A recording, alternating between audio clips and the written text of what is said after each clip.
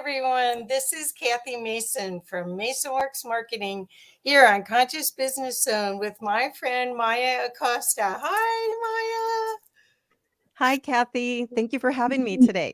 Oh, I'm so excited. And I always love your energy and love talking with you. So this should be really interesting. We're going to learn a lot, you guys, and we're going to have some fun, I think. That's at I hope least so. Yes, always. that's our plan. So Maya, I wanted to first ask about your projects that you do for plant-based DFW. And plant-based, for people that don't know what that acronym is, that's Dallas Fort Worth. And so I know you because of all of that. That's how I met you, is through all of this. But do you want to talk a little bit about your it's your baby, really? Right. It's kind of the organization that we started here in Dallas, Texas. And I want to share briefly before that. I'm not from Texas. I wasn't born or raised in Dallas. This is where my husband has been most of his life. He's a physician, a vascular surgeon here in the Dallas area. And so when I met him, I was on a certain path already. I was living in San Diego, and then I relocated here. And about 6 years ago, probably longer, I learned about a way of eating that really optimizes our health. And I started doing a lot of reading, researching. I adopted a plant-based lifestyle. And then before you know it, Dr. Riz, my husband, and I decided that we want to share this information with his patients. And so I became more of a wellness educator. I am a teacher by nature. I have a master's in education, but I love to teach. Like, that's what I do. I love to learn and I love to share the information. And so that's kind of how we named what we were doing, Plant-Based DFW, for Dallas Fort Worth. And what we were doing before the pandemic was that we had partnered with our local library to basically offer educational events. So we started with my husband, Dr. Riz, teaching and offering lectures, and we would invite other guest speakers.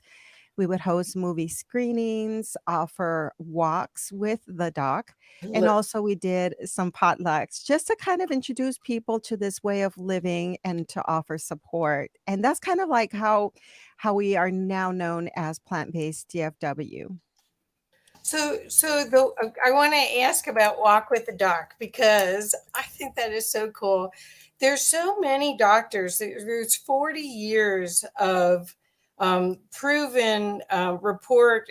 I forget how they call it in the lingo, but there's verified resources and research that plant-based eating will reduce type 2 diabetes, some cancers. Mhm, It changes people's lives.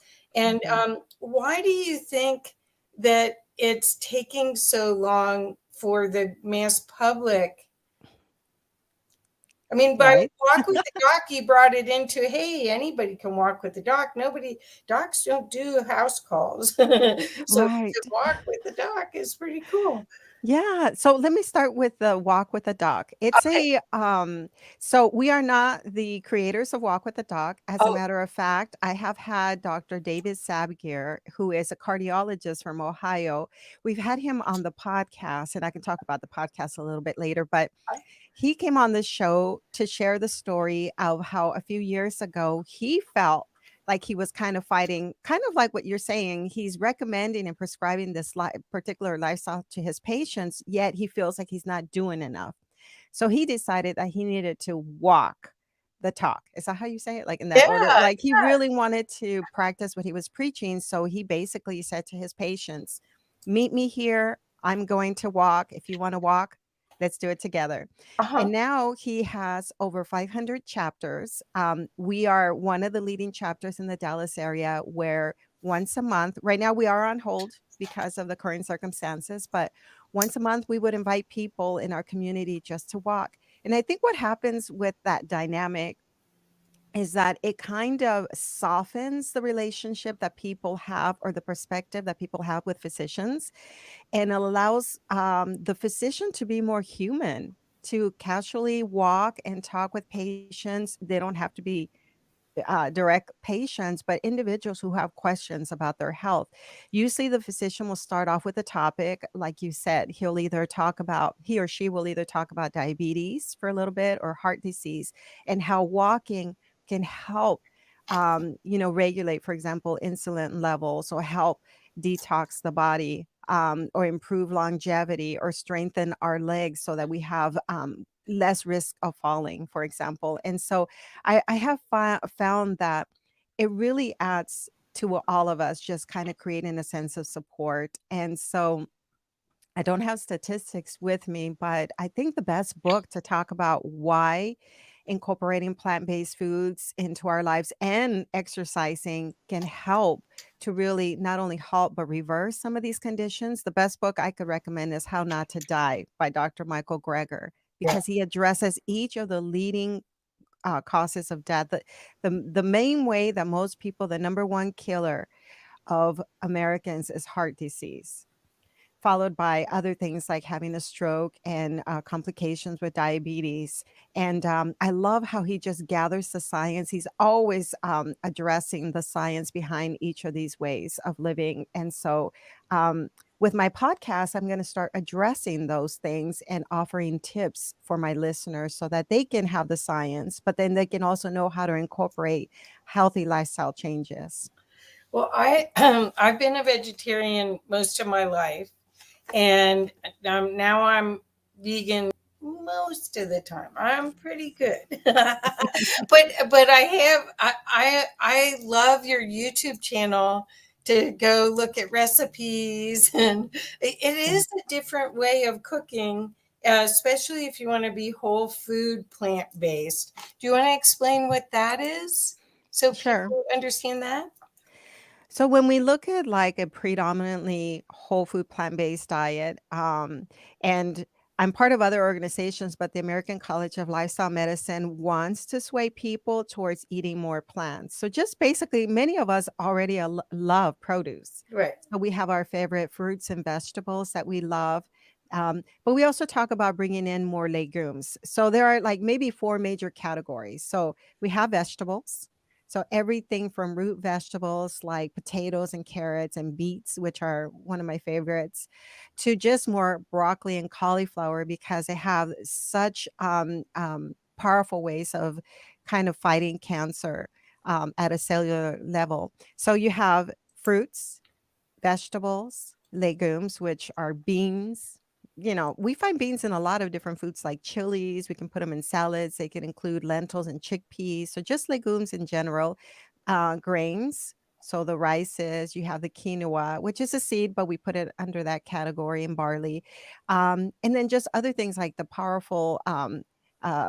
potent nutrients, or should I say the spices, and how potent they can be in helping us and improve our health. So just kind of just basic categories of food. But the thing is that sometimes I find that when we're talking about whole plant-based foods, we put them in categories instead of painting a picture of what it looks like. So like, for example, for me, one of my favorite ways of incorporating healthy foods is just creating like a Buddha bowl.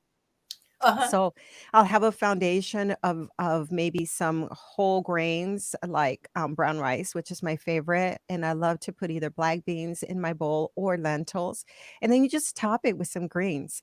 Our favorite greens are kale, arugula, and spinach. Uh-huh. But you can add other things, and then you can put some flax seeds on it, put some beets on the side so you have your vegetables.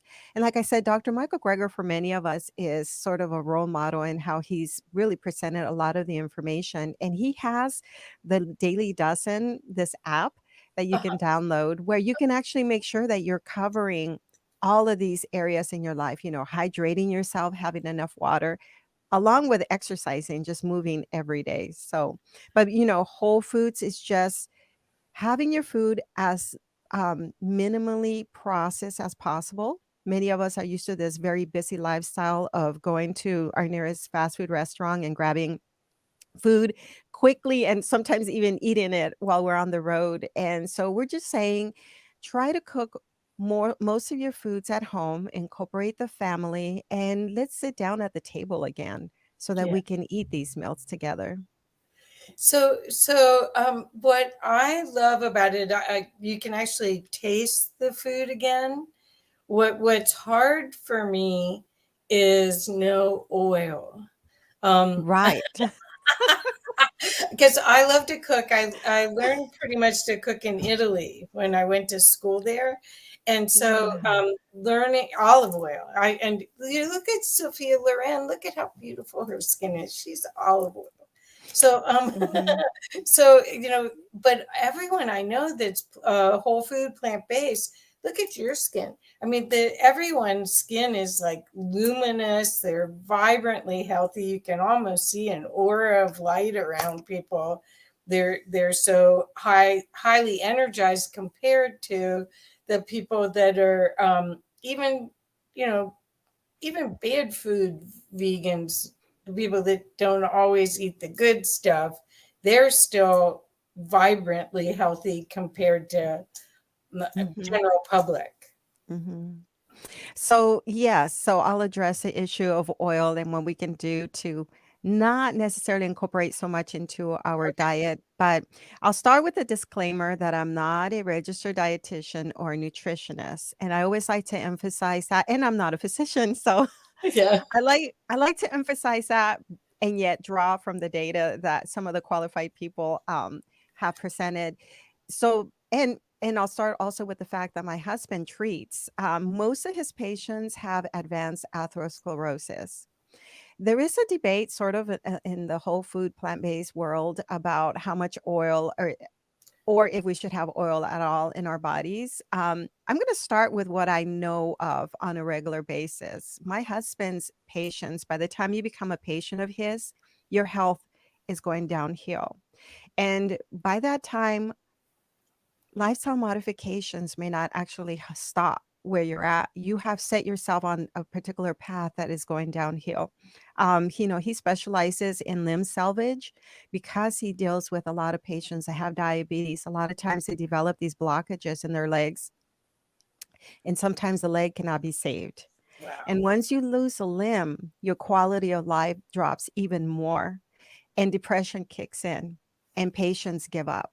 And this is what I see every day. This is what I live with. It's Wow. interesting that maybe people have an idea of, a wife or an individual married to a surgeon, because there are men that are married to female surgeons, right? So when Yeah. you're the spouse of a surgeon and who treats these advanced cases, you hear it every day, you see it every day, you become aware, you have these conversations. And for me, it becomes like, what can I do to help prevent this? So, what my husband does when I have seen him in practice in surgery is he removes the plaque from the artery. Oh, okay. So goes in through the groin. Sometimes he works on carotid arteries, but Mhm. he's basically clearing all the gunk that has been built from basically fatty foods, Wow. which are found in meat, for example. There's no amount of fat. You cannot, a lot of times with the chicken, for example, we think, "Well, let's remove the skin and that we're removing the fat." But that's a muscle. There's still fat within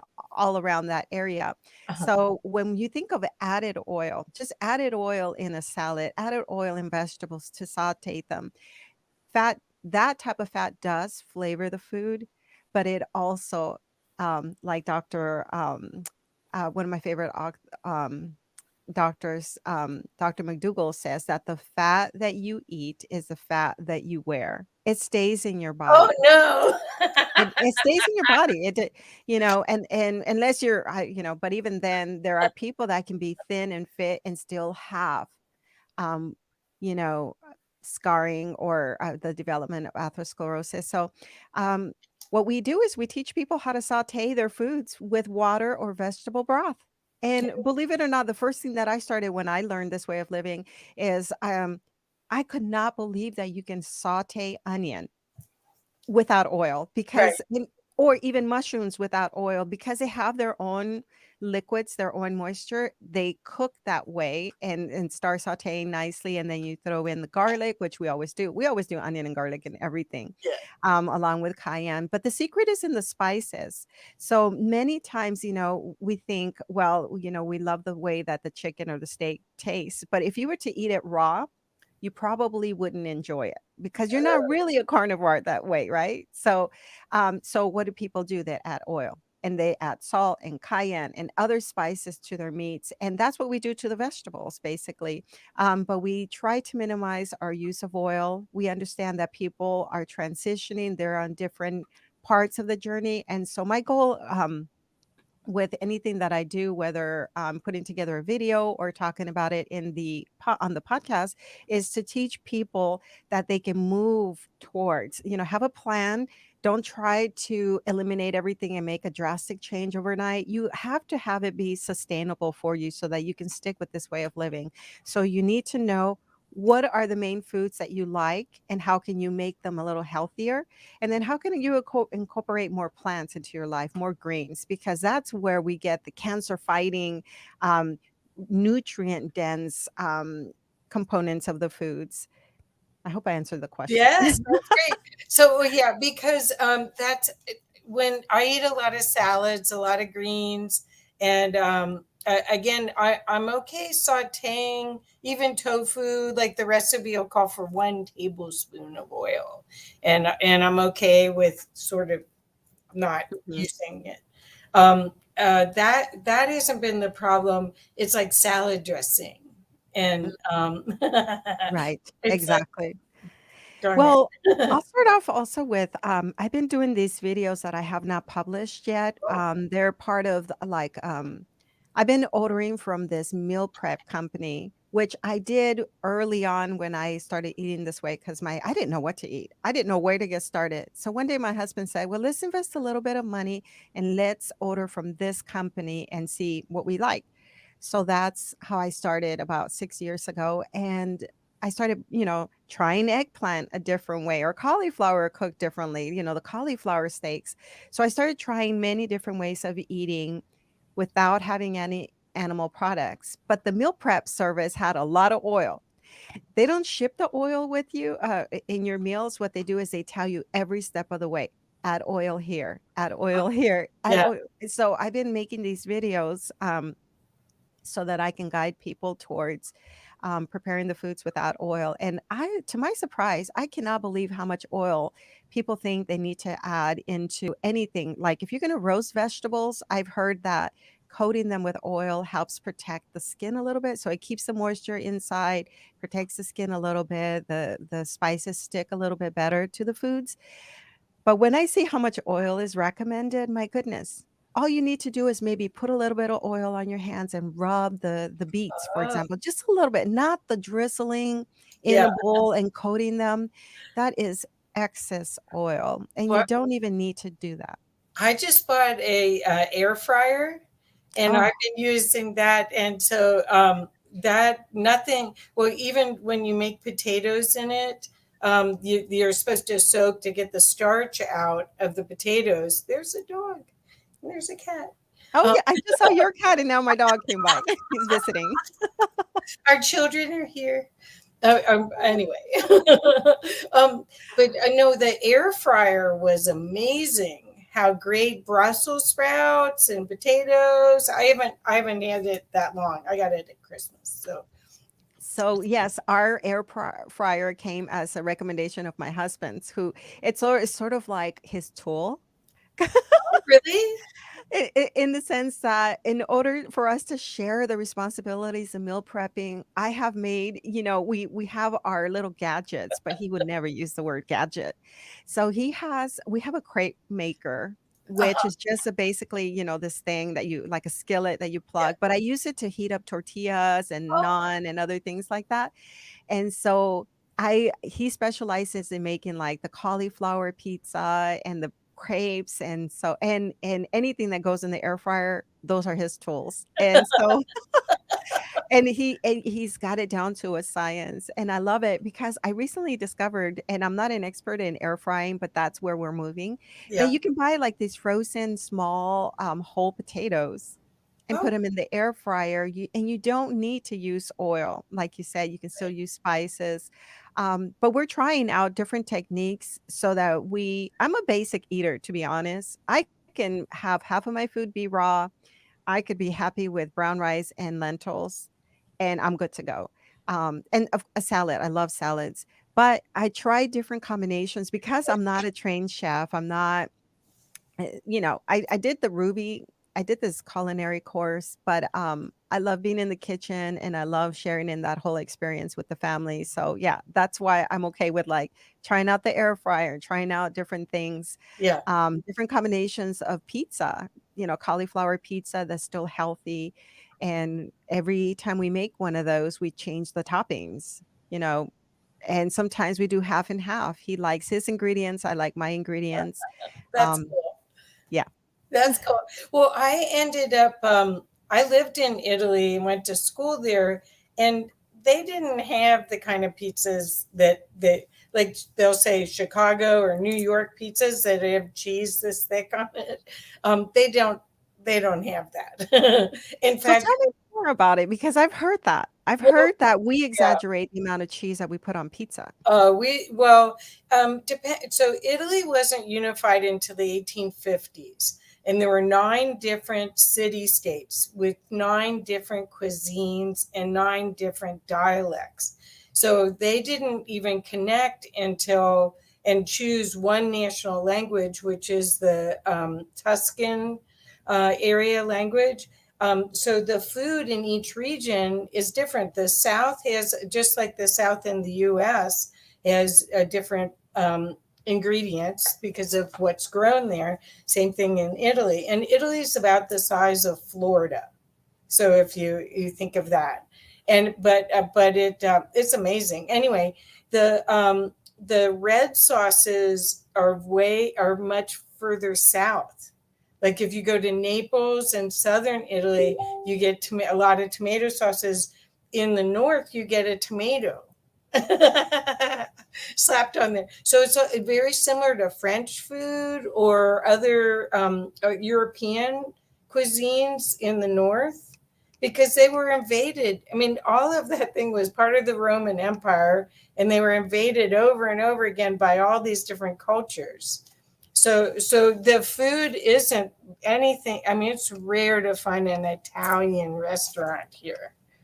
Oh, okay. And so in terms of like what you saw throughout Italy and the pizza, are you so do they add cheese to the pizza at all? Yes, they do. Well, okay, so you can have things called calzones. I haven't been there in a while, so I don't know what they're serving now, but you didn't cut a piece of pizza and have the strings of mozzarella attached.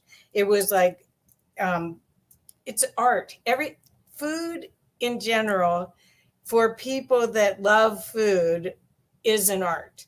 And so most of the food was beautiful, lots of different colors, different varieties of ingredients on top. Not if there's mozzarella, there's some, but it wasn't like it was what we have. We've turned it into cheese pie. Right. That's what I found many years ago. There was a time when I lived in Houston, and I might have been in my late 20s when I lived in Houston. So I was introduced to Tex-Mex food. Yeah, So I was born in Mexico City, and we moved here to the States when I was very young, but I don't ever remember eating that way with my own family. Even, we would return to visit our family regularly. And Tex-Mex food I always found was very drizzled and covered with a blanket of cheese. And so it's like, where are the tortillas? Where are the beans? It's all cheese. And I didn't grow up. I'm fortunate enough that I didn't have that strong desire for cheese most of my life because I only grew up with like the fresh cheese that you sprinkle on top of food, right. that's not aged. Uh, and so, anyway, so I was very fortunate that More way. like feta. It'd be more like feta, Yes. and Yes. that's what we've been experimenting with vegan cheeses, and the feta is pretty good. Yeah.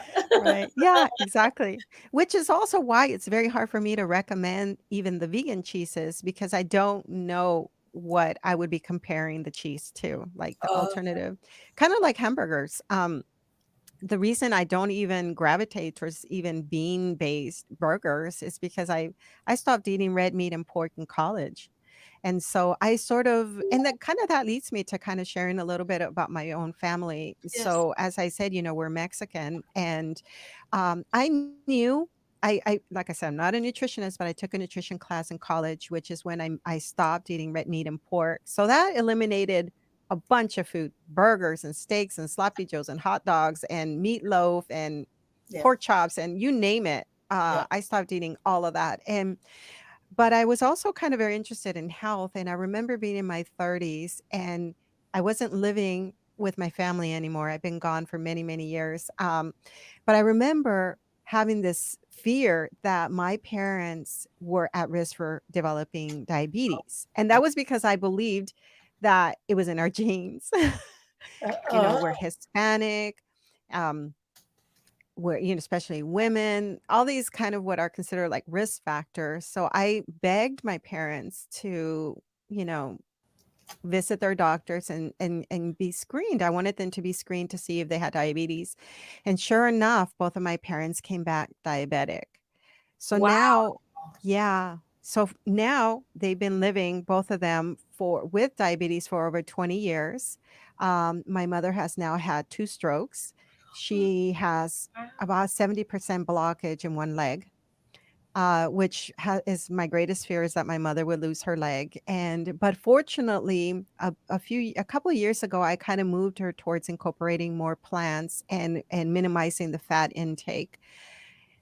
And so that's kind of been because so when it comes to me, and there are more women in my family in general, so I have about, well, I say about because I have a stepsister, so I have 4 sisters, Wow. and including when you include my mother and other generations, just in general, gallbladder issues are predominantly happening in the women in my family. So almost every woman in my family, my sisters, including my mother, have lost their gallbladder, right? Wow. Obesity, living with obesity, or having all sorts of other health issues, including diabetes. Many family members in my family have diabetes, and I don't. Um, and I really attribute to the fact I attribute that to the fact that I stopped eating certain meals, certain foods many, many years ago, and I was mainly pescatarian. But it's not Yeah. to say I didn't have my own health problems because I did, but not um, what we find because of the standard American diet. Yes, I was vegetarian, but I ate fish and eggs.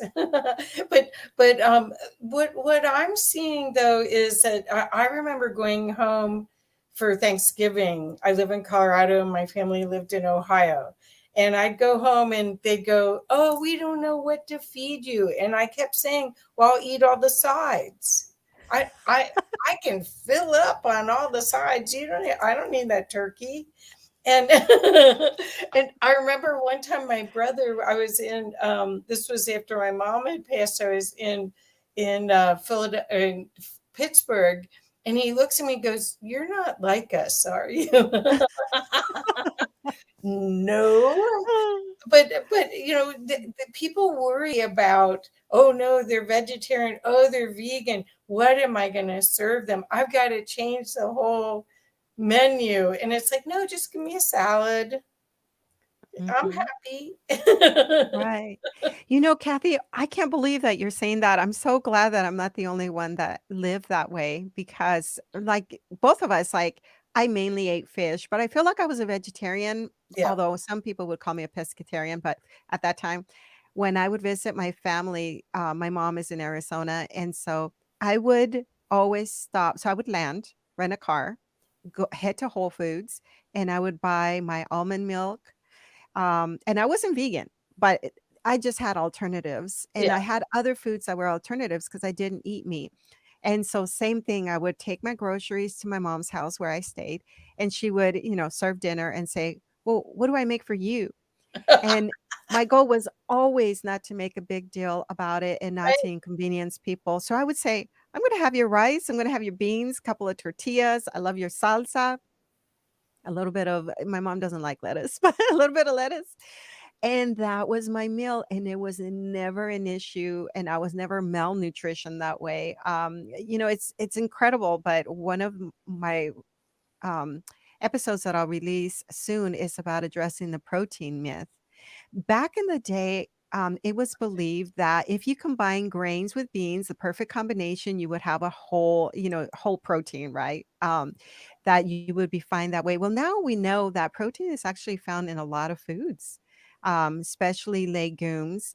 And so I always had beans. I have always had a love for beans, but also just incorporating the starchy foods into our diets is such a wonderful way of, some people call them carbohydrates, the healthy carbohydrates that are found, like, for example, in the book, The Starch Solution, which was my first book that really guided me into how to eat without being hungry.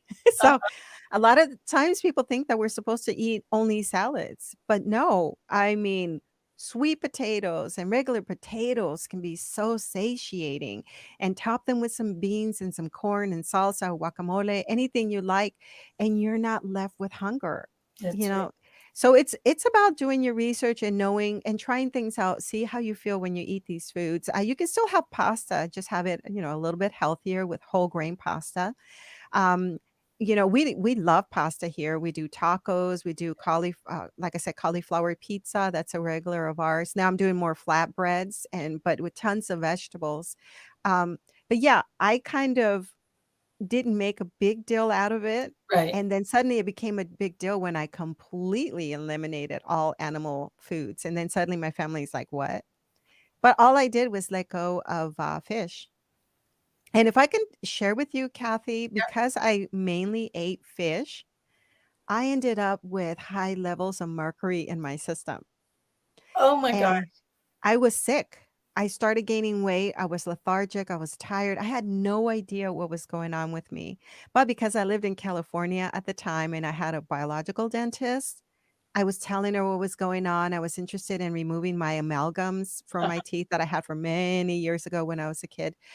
And she said, "Have you ever been tested for mercury poisoning?" And I said, "What?" And so sure enough, she ordered all the labs, the urine, the hair, the blood, and I had dangerously high levels, like to the extreme of um to the extreme levels of mercury poisoning in my body. Wow. And it was as a result, both organic and inorganic. And, from I mean, we think that we're eating fish from the healthy oceans. You have no idea where this fish is being grown and what it might be, because fish absorb everything, they absorb toxins. You have no idea what you're eating. And so I didn't do chelation. I just started feeding my body healthier foods and helping my own body detox. And the cleaner I ate, the more I could exercise. So they say mercury, you have to sweat it out. Oh, So I was doing like saunas, sweating it out, strengthening my immune system so my body can detox the food. So I stopped harming it by adding more of those harming foods, and I helped my body do what it's meant to do, which is to heal on its own and to detox.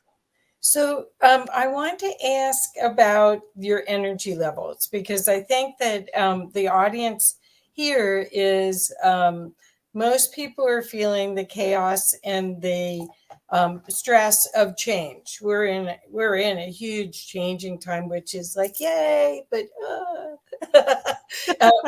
well, because we don't know where we have to trust that everything's going to work out okay, that the story has a happy ending, but right now we can't see it. But stress takes a lot of your energy, and you don't even know you're running stress a lot of times until you finally get sick. I used to be that way. I ran a clothing store with 10 employees, and I would work and work and work and work until I got sick, and that's the way I could stop and relax and well be in bed. But thank goodness I don't have to do that anymore. But now, I mean, people are really seeing um, there's going to be huge changes everywhere, and we're aware of all the chaos in the whole world. It's not like it's just our region or our state or our city. It's we get to know about a tsunami somewhere. So do you find that this diet really changes and the way that you work with people, does that really help people reduce their stress? So, yes, I wouldn't say diet alone is the solution to what we're living nowadays. I believe in lifestyle as medicine. I believe that we have to take care of ourselves. As far as diet, I've heard it's incredible. I've heard people say that their depression has lifted and that their anxiety has lifted. I myself feel calmer living this way. I definitely could tell you. I don't feel agitated or aggravated like sometimes food can put you in a bad mood. And I've had guests come on, especially psychologists and psychiatrists who specialize in treating certain conditions, and they always come back to talking about how nutrition plays a significant role in how we feel in terms of our mood. So overall wellness is affected by how we feel, but also just other things that are under that umbrella of lifestyle medicine, which I cover on my podcast. And now that we're kind of talking about that, is my own podcast is making a transition in the name and the branding of it. So while we're known as Plant-Based DFW, our organization and what we used to do in person, my podcast also went under that name. And in February, it'll transition to Healthy Lifestyle Solutions because, and that'll be the new name, and that's because of my own transition and my own work that I'm doing. So before I became plant based and adopted this way of living, I was on a spiritual journey. And then I forgot about it. I kind of everything went out the window. And this pandemic, this life that we're now experiencing has brought me to doing inner work. So for the past year, I have been working with a transformational health coach who has been helping me to cope and to really develop this resiliency in this life that we're now undergoing, right? So for me, it's been about coming back to um, dealing with the emotions that are coming up, Yeah. the fear, the anxiety of what's going to happen tomorrow. Where are we going from now, from here? What that lack of connectivity that we're all experiencing. I've had to really work with someone. I believe in the power of hiring coaches. That's just me. Yes. I mean, you hire a trainer at the gym and you hire a chef sometimes to cook for you, or you may hire someone to come and clean your house. Well, I hired someone to help me deal with my own anxiety because I used to suffer from panic attacks many years ago. And so now I'm working towards bringing more people on the podcast to talk about the importance of spirituality, the importance of meditation, of having a yoga practice, or some way of building our stress resiliency so that we can better cope with the challenges that we're facing, like today, like the last 2 going on, what, 3 years now? I don't know. Yeah, yeah. Yeah. So Well, it's been 2 years, I think, solid 2 years, 2 years. and we kept saying, what's next? I mean, I don't really think the old normal was fair. It wasn't an equitable way of living for humans. So I'm hoping that we're inspired to create a better new standard of living, and that's kind and loving, and is more geared towards the knowing that we're part of this whole earth. I mean, what we had before was conquerors of the earth and owners of things. And what if we're in harmony? There is a um, vibrational rhythm to all of this. And we want to be in sync with it, not Mhm. against it, because we can see what happens when you're against it. That's what we got. That's a mess that we're in. Yes. I agree. I've heard you talk about how you get these downloads of Yeah. information Yep. and you value nature a lot, like I do. I often talk about the power of nature, of forest bathing, of just spending time disconnecting from everything that can aggravate us or agitate us. And one of the messages that I got was during one of my meditations was keep talking about plant-based nutrition, keep talking about how important that is because it's what our planet feeds us from the earth. Right. And this way of living has brought me back to connecting with our planet. Right. And then that leads me to not only appreciating the forest, but kind of being a voice for protecting our planet because of all that we're doing to it. All Right. the pollution, all the trash that we build up, all the, when you see a person tossing trash into the out of their car, but just really knowing how to honor this place that we're at and connecting with our planet, grounding ourselves. So I do a lot of the grounding. I now use a grounding mat on my bed. Uh-huh. Um, but yeah, spending time in nature and taking deep breaths and really taking that in. I had no idea till a couple of years ago that there's science behind forest bathing Oh, and overall wellness. There's actual science. well, you need to come out here. I mean, sometimes we'll be talking and go, do you think Maya would like this spot? You have no idea. Well, you'll have to come. You'll The have to little bit of experience that I have in Dallas is like, "Oh, look, this is like a little bit of a what the forest Colorado. what existed at one point out here before we built the city." So yes, believe you have no idea, and I'm blessed that my dog constantly needs to walk, constantly wants to go outdoors, and he just loves it, and when we sit and, we're walking around these artificial lakes and or, ponds, but there's still the trees that have been there for who knows how many years, Yeah. and so they're still there, but yeah, I think I would love to be out there one Yes. day. Oh, I know.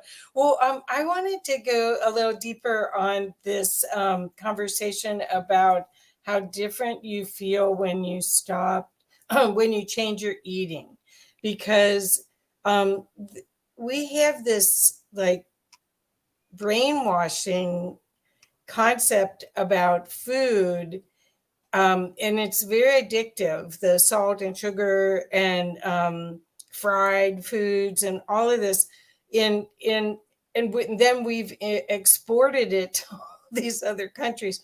But when you stop eating meat, let's just start there. When you stop eating meat, you change your mind view, your worldview, your emotions. You're calmer, um you don't realize how much adrenaline and fear is trapped in those animals as they're being butchered and that you're Mhm, ingesting. So that's the first part. Then if you keep going and you keep releasing anything that's animal based, um it's amazing the difference. I mean, uh releasing fear, releasing stress, it's amazing. mhm, mhm, and I believe actually in what you were saying earlier, and maybe that's why I stopped eating cows, for example, many, many years ago, was that because I was on a spiritual path and I understood energy. I mean, I believe in anything holding energy. Even, I used to shop at like the Goodwill. I don't mind recycling. And when you bring someone else's possession into your home, you're bringing in that energy. Right, So right. if I understand that energy is all around me, why would it not also be what I consume? And so when I thought of, yes, many years ago, the suffering and the pain that animals endure as they're being slaughtered, Yeah. uh, and the adrenaline that gets in their body at that time, we're consuming that pain and suffering. Same thing with the living plants. Now that, we started sprouting and growing our Yeah. own foods in our little space, I love that I'm nurturing myself from just a seed, just a little seed that has everything that it needs to flourish, and all the nutrients are held in there. And so I feel better today, going back to energy, at 51 than I did when I was 35. Isn't And it I remember when I was 35, I was so exhausted. I had so many health problems, but I wasn't ever diagnosed with anything. Like I said, I think it was mainly the mercury poisoning. And I remember I was a school teacher at the time. and I would go for a daily injection to the nurse, the campus nurse, to get like a B12 shot Wow. because, just to get a little bit of energy. And I was taking all sorts of medication. On top of that, I was a supplement addict. So, because I was kind of vegetarian, like we talked about, I believe that all my nutrients were held in pills. And so I would take the vitamin C and the vitamin D and the folate. And I don't even know what I was taking because, like I said, I'm not a doctor. But I was just listening to other people and the supplements. I remember taking so many supplements to the point where I would feel sick. And right. And today I don't take anything other than food. And so at my age, I have more energy to run with my dog when he requires it. Um, to get to do and accomplish as much as I want in a day, as opposed to when I was in my 30s, and I can't believe it. Isn't And it? like I said, I mainly had and I had thyroid problems as a result of what I believe was as a result of my mercury poisoning. I had thyroid, so I got on thyroid medication, which then caused more weight gain, and then I had adrenal fatigue, so I took stuff for the adrenal, and then and that was early in my marriage, and I remember my husband one day saying, "I think you're being over medicated and overprescribed," Oh, because my endocrinologist was still in San Diego, and I was already here, and he was over medicating me to try to fix me. And I mean, I remember my legs felt so heavy from all the water retention and the edema. I One day I have to find a photo. I was so heavy but from the medication. And so my husband was like, "I'm going to take you off this medication good. slowly." And over the course of a year, I came off everything and then I became plant-based. And so it was the foods, the healthy foods, and even raw foods are even better because nothing has been cooked off, right? The nutrients are still there, that I started nurturing my body. I don't believe in dieting. So the weight just started coming off slowly, which I believe in something like that rather than dieting. And so here I am. But you can imagine early in my marriage how horrible I felt being overweight for me, my Right, perspective. right, It's like you want to cover up. You can't buy any new clothes because you don't know if you're going to continue to gain weight or right. you don't know what's going to happen. And so slowly I have started to come out feeling great about myself, but it took time. Well, it's so cool that you married a doctor. I mean, it's like, or so. Well, the thing is that I think we really get to choose. That's what this is called, conscious business zone. And so we get to make conscious choices and try things out and then see how we feel, see what results we get without fear that it's a death sentence. The thing is there's all this propaganda about eating healthy that isn't really true. Mm. Can't get enough protein. Are you kidding? Right. It's amazing when we talk about eating healthy and yeah, you step out of your home and you're bombarded every event, whether it's a concert, a football game, a get together, a celebration, is surrounded by processed foods that are heavily, animal based, drizzled in oil. And we're supposed to tell people, go when you enter the grocery store, go to the produce section. That's where you're going to get all your nutrients. And yet the world that we live in doesn't practice that, right? Right, Like it's right. we're so, and that's a big story there. Well, yeah, they make it sound like it's more expensive, but buying a bag of peanuts that are in the shell is not more expensive than buying chocolate covered peanuts or Right. whatever it is. And you spend the time of thoughtfully opening it and eating it, then you actually get to chew it.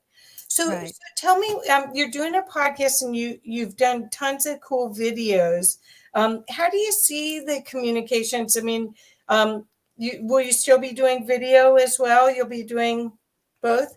Yes, in terms of, including my video interview or separate videos about nutrition?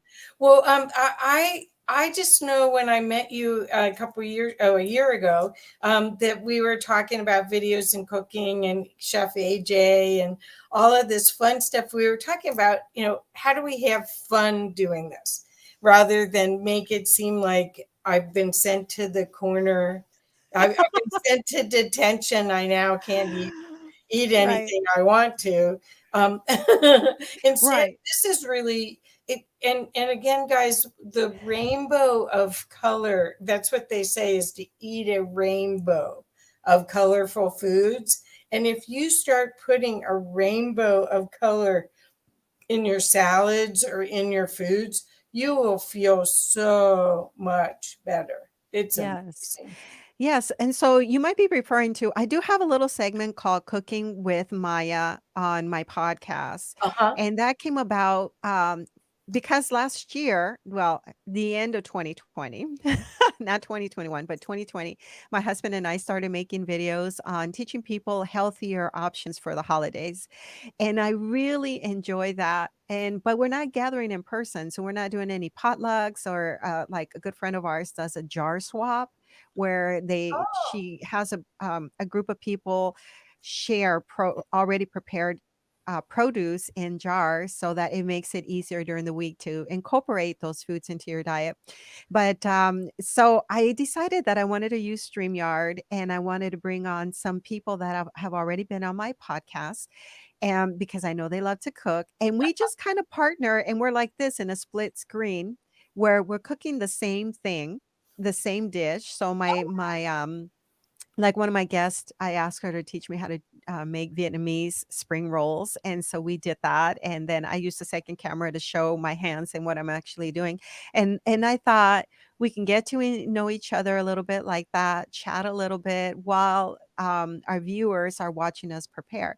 And right. that's kind of interactive, but I'd love to have more interaction because we're not doing it in person. I'd love to have like connect with my audience a lot more, and so I've been brainstorming on how I can do that. Right now, what I'm doing is like I'm asking people in my Facebook group and people, my friends on Facebook, to kind of help me in the whole rebranding, because it's if this podcast is for them or for the people who have not heard the message of that lifestyle can be medicine, like I'd like for them to help me tweak things like the cover of my Facebook or like Yeah. everything from quotes that I'll be sharing to healthy tips. When should I share them? What tips should I share?